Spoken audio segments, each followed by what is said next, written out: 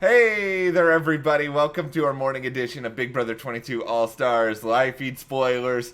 We are in the midst of not the most exciting week in the world, but it is like that week where we're all kind of feverishly waiting for something to happen. That's because we know that triple's coming up. I don't know if it is like, me thinking that Kevin's actually going to do something, me thinking that this Dr. Will hype is going to matter, or it's just me having to have listened to Christmas talk to herself and, like, to the audience thinking, I guess, that she's this big entertaining figure for an extremely long period of time yesterday. Yeah. My head is no longer straight, everyone, but yesterday was Monday, and this is the thing about Mondays sometimes in the Big Brother house. There's, like, weird unwritten rules. That's like, you can't campaign too much right after the veto ceremony because then you look too desperate. It's like, how dare someone desperately want to stay in the game that they start campaigning right away? Yeah, I mean, I think that there are ways that you can subtly start campaigning without really diving deep in. We'll talk a little bit about one of David's campaigns in this video and a number of other odds and ends. Oh, David is the appropriate response to that. If you guys do enjoy this discussion, give us a like, subscribe to the channel, hit that notification bell, and support us further. Check those links to the store and also our Patreon. Well, we'll start with David. Oh, boy. David. David, we still love you. We do, but this campaign was something else. It was not really well thought out. He went to Danny, and basically the campaign was that he wants to be there to see them bring in the smaller table, which may not even happen this season because of everything that's going on with the health crisis and smaller staff. They may not be having people go in and out of the house as much. But Danny's response was pretty much what it should be, which is like, is that your pitch? And he's like, yep. And she's like, you can come back around when you have a better pitch. The thing is, David knows I think he's probably safe, but you got to know your audience here, David. It's like David had this conversation with Enzo that we talked about yesterday, where it was just so chill and they were laughing and around and having a good time. Danny is not Enzo, yo. You got to figure out a different way to sort of talk to her. I know you don't really need her vote. But still, David, and this is the thing, is I don't know if it went exactly like we sort of imagined that this conversation did, because they keep cutting feeds all the time, and so we have a lot of secondhand information, like Danny talking to Memphis about this conversation after the fact. Yeah. But, the smaller table, I'm going to be kind of sad if it's not there, honestly, because it's symbolic. It's like you made it to the next part of the game. Yeah, and I get it, but that's not a reason to stay in the game, David. Like, you really do need to go back and rethink that there's lots of other things that you could have picked to say that you want to stay in the game for. Even if you're like, I want to win that money, I'm here to win the money. I won this money, and I'm going to donate it. I want to win this money so I can make a bigger difference. You also have to just consider the idea that maybe it's a good idea to make Danny feel like she is okay with you still in the game. That way she's not so threatened by you that you can end up being one of her targets. Like, we know that Danny has some other particular fish to fry here, mainly possibly Christmas, but still, David, you gotta try to do something more here. Because Kevin, I'm assuming Kevin's not gonna sleep for the rest of the week. Yeah, you can just go to Danny also and just say, hey, I'm really hoping that I have your vote. You're someone that I'm not looking at getting rid of. If I ever won power, you're not going to end up on the block. That's a great pitch right there. Of course, yeah. And Danny be like, cool, man, I don't want to end up on the block.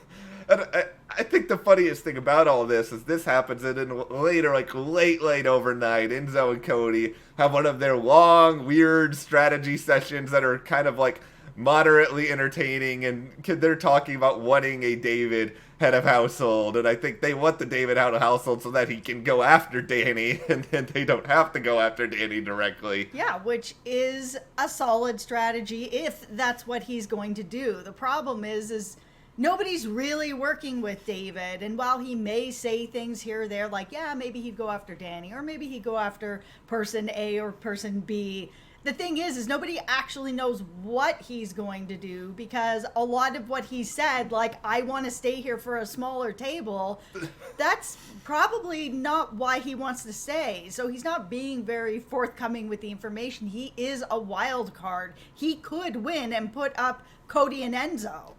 For a guy who talks so much about other people needing to have credit with him, doesn't he understand that he needs to build credit with other people as well? Credit is not a one-way street, David. Yeah, so Enzo and Cody, they do want him to have an HOH. They think that they'll be safe, but they kind of expect that he's going to be gone before too long, because he will be the last person who's not in the committee, blah, blah, lines, besides Enzo, of course, but he might as well be part of it. Yeah. David is sort of the last easy target to get out. Yeah, like they talked about this potentially ideal Final Five. It's not like, oh, this for sure has to be our Final Five, but it was basically everyone left minus David, Christmas, and Danny, and then the rest of the group, the rest of that group is A-okay for them in the Final Five. Yeah, which was shocking to me that Cody wants to bring Tyler to the Final Five. Like, I understand wanting to keep him around as a shield for, a while. Before Final Five, Tyler needs to go. If you're Cody and you're sitting there with Tyler, you might lose. Tyler is a big threat, and Tyler can win a lot of competitions. And Tyler's not taking you to that Final Two, Cody. There's no way. Like, in your ideal Final Five, it should be with people who are going to take you to the end. And that's why I've always been very curious of why Cody wants to get rid of Danny so bad, because if Danny was going to take somebody to the Final Two and she could choose to take Cody, she would take Cody. That's what I feel like. Cody has an ally here of someone who would actually do something like that. Yeah, and Danny this is a rationality with Danny where she feels like she tells Cody every single thing under the sun, and it's one of these sort of things where it's like, if she ever got rid of Cody, I would just have to believe it when I see it. I would not believe anything that she would tell anyone otherwise at this point, because she has told Cody a million things that she should have not told him previously. Yeah, she has trusted him with everything, and she has really been trying to build that up. Her relationship with Nicole's getting a little choppy waters here, but she is really still pouring everything she has into Cody. This is the weirdest thing about this Final Five idea to me, is that Tyler, big threat, big competition threat. Memphis also has won a lot of competitions. We can't really rule that out. I mean, yes, Memphis is a grump, and Memphis may not have that many fans among the jury, but he can take a spot away from one of you guys, Enzo and Cody. Like, that's certainly still possible in my head here. Yeah, for sure. I think that keeping Memphis and Tyler in this ideal Final Five is kind of crazy town. I think it's better to want to bring along people like the Dannys or Nicole's. These are people who can be beatable. Nicole is a former winner, and a former winner is not going to end up getting a second win unless she played like an incredible game. And she's played a decent game, but in this particular era of Big Brother, comp wins do have a role to play, and she hasn't won anything. Yeah, and I think they are going to look a lot at that, and they probably, I don't know if that's fair or not, but I think the reality is people look a lot at comp wins. You got people like Cody who care a lot about comp wins if he's not at the Final Two, which he probably will be based on the way in which things are going this season. Yeah. But, one of the reasons why he wants Christmas gone, Cody, is I think, there's obviously he wants to be a part of the only wise guy standing, but I think they are worried about Memphis doing so well in competitions, and they want to limit his options of people he wants to work with or people he wants to bring far, because they're probably going to have a lot of other like random crapshoots and things that Memphis can do a surprisingly good job at. Yeah, Memphis can win stuff, and this whole wise guys thing, it obviously is a problem. Enzo and Cody can see what he's doing. Doing something like this and taking away some of his allies at least weakens him a little bit. Again, I'm still like, why target Christmas? Get out Memphis. If you're worried that Memphis is going to be able to go on a run and win a bunch of stuff and people might, give him a vote, then just get rid of the problem. You guys are so deep into the game that this type of strategy is starting to be very thin. It is a situation that is just kind of a little bit crazy at the moment, but that's my favorite part of this conversation is very much when Enzo, at the very, very end of this, was talking a little bit about studying, and Cody kept trying to get him to study even more, and he was just like, yo, I've studied so much already, yo, my head hurts, yo, that's it, I don't know if I can do it. It's just like, Cody is like trying to force feed Enzo to do more than he necessarily has to. Yeah, and I think that the thing is Enzo doesn't want to win this next HOH anyways. So I think if he can just do the bare minimum and make it look like he's doing something else and be like, yeah, I'm studying, yo, I'm studying, don't worry. Let's get into it. I know I've tried to put this off as long as I can. The long Christmas monologue that went on here where she sort of did that thing where she visualized, okay, how can I make it as far into this game as possible? What am I going to say to these people at the very end? Yeah, and I mean, I understand what she's doing. She's basically getting ready for an interview, and a lot of us get ready for interviews by standing in front of the mirror and repeating back what you're going to say to get really comfortable with being interviewed, because it can be an intimidating situation, and this is a practice that tons of people do. The thing is, though, she knows she's on TV, so she's being really animated about it. I don't know if Christmas is like this in real life, or she's just like flailing her arms and like doing all these weird, they're not like dance moves, but just like sliding around the house and various, it is bizarre to watch, and some of Christmas's thoughts are kind of bizarre too. Like she's talking about like, how Nicole and Danny, they've made it so far in the game, and she doesn't know if she wants to go to the end with them because they've done so well before, and that could be a problem for her. And it's just like, look around, Christmas. Who else are you gonna take then? Yeah, everybody except David, who's left, has done really well, has made it to Final 2, Final 3, like, everybody's sitting in the same car.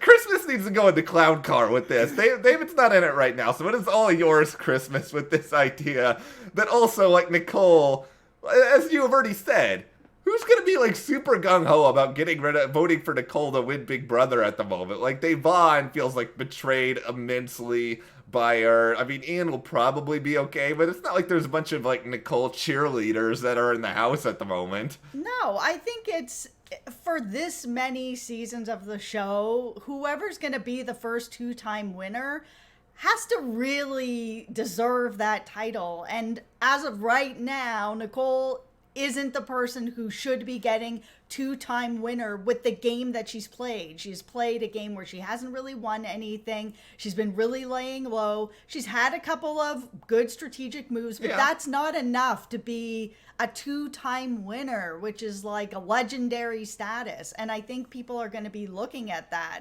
especially she's sitting up against like a Cody who's been controlling the game, like really controlling the game, winning lots of comps. You know, she just is going to have a really hard time.